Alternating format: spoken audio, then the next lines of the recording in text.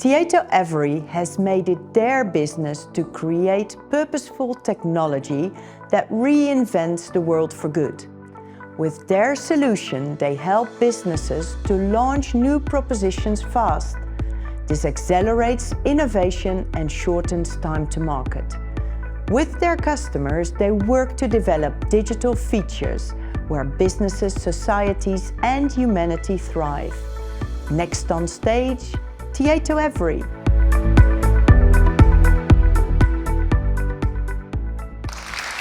Hi, nice to be here after seeing some of you in Amsterdam.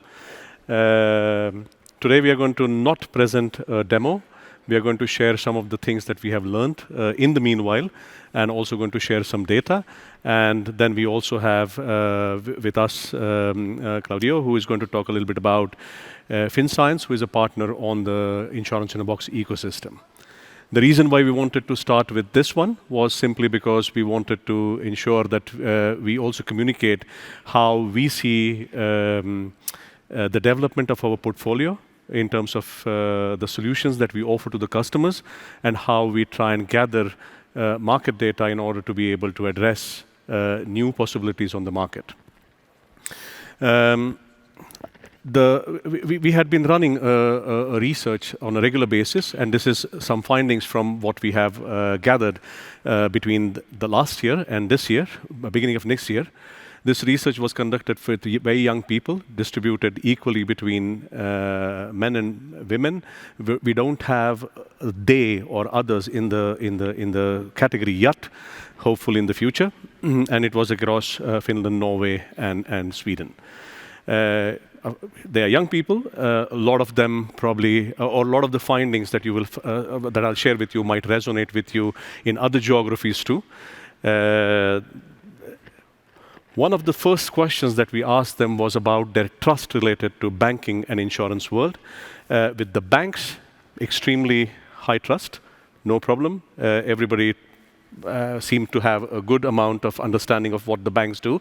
They have been customers for a long time, and they have been satisfied with them. When it comes to insurance companies, it was not that high, but if you look at the global figures, I think the Nordic region is very high in terms of trust that people have towards insurance companies. Risk, what is the need of the insurance? Both from real need as well as from risk perspective, as well as term insurance perspective. This is not related to the investment plan options, but pure risk insurance. Of course, the graph on the left-hand side is more interesting because that is the normal risk insurance for cars, houses, and so on and so forth. While on the right-hand side is life, which is more related to pure term life insurance. With the invulnerability syndrome that this age groups have, no surprises that the real need is not felt on the life insurance side. Then a little bit deeper dive into the life insurance part itself. Life insurance, do I have it? Very few people seem to have it. The younger they are, the less life insurance possible engagements that they have with an insurer. Is it interesting? Especially related to tax planning. I mean, there were several questions, but this was interesting because this suddenly gave a jump. There was a lot of interest when it comes to tax planning, that life insurance with investment portfolios under it could be interesting. Furthermore, if it was, do I have a life insurance with an investment package under it? It was a drop, and that probably gives you an idea about the difference between the demand for the market and how we have been able to cater to it. There obviously is a gap that we can probably satisfy going forward. When it comes to advice, do I trust my bank? Yes, I seem to be able to, if I'm a young user, I seem to be able to trust my bank. The extremely young users did not probably have a lot of experience with the banks, and that's probably the reason why they had a little bit lower engagement rate with the bank, or the trust level with the bank. Do I trust the broker and advisor? there was a negative feeling about advisory, primarily because our region, of course, has a little bit less advisory. I mean, the broker and advisory community is slightly less, and even that probably impacts this, the reason why this comes up as on a lower scale.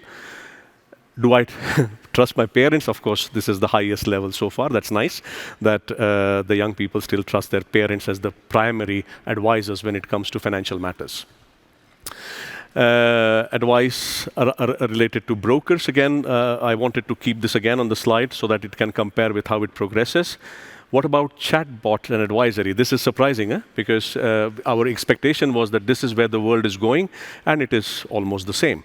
One interesting fact was people are smart. They don't like, or they don't seem to like the fact that there is an automated something behind without personalizing. And that's probably why you see that suddenly you see a jump if there is somebody, either on the bank side, advisory side, or a broker who is using digital tools. And it's transparent that there are digital tools and automation used in order to be in providing advice. And that's why also you probably see the jump between a very low chatbot-based advisory to some kind of an integrated hybrid advisory. And the final part that I want to touch upon is responsible investing. ESG or clean investment insights are extremely important for young people. At the same time, it is also interesting that they believe that it is important for having higher profits. So it seems to be that they are willing to believe that not only is it important, but it also will have some positive impact. Will it deliver good results over a short period of time? A long period of time, yes. But what was surprising is also that they also believe that it will be profitable on a short run. So there is some kind of mental feeling that it is not that if you are investing in clean instruments, it will necessarily mean that I'm going to lose money. I still am going to make money on it. And finally, we have been, as Insurance in a Box, we have been pulling all these solutions together, be it from a hybrid advisory or from ESG planning perspective, and we have used FinScience as a solution provider. And today we also, actually today, we entered the ESG 100 list as a solution provider, and we have been integrating it and providing it as a solution. And then Claudio will probably say a little bit about what FinScience does. Yes, thank you, Samir. FinScience is an AI company for fintech, and we have developed a platform for making assessment for ESG investment risk for specific companies. What Samir was saying about the hybrid approach between technology and human intervention is core to us, since we believe that human empowerment by technology can give really brilliant results, and we are doing it with ESG. We have developed a proprietary approach, a proprietary framework based on 3 different layers of information, pillars. We have ESG, 3 pillars. We have 7 categories and tens of subcategories. And we every day gather something like 1.5 million of information since years, coming from 35,000 different data sources. So what we try to do is to give our customers daily, fresh, relevant, potentially daily, fresh, relevant insights. And it's a jump from the static, not dynamic approach that comes from the risk of ESG investing scores. So technology, human intervention, lots of information gathered all together, analyzed, and every day we can give our contribution to make a better informed decision on ESG investing risk. And for people who would like to know more about the solutions built on the life side and the investment portfolios associated with it, we are outside in the booth. We also have a deep dive session with a limited number of seats, people who could not join it. We will try and reach out to you individually so that we can have a later sync up.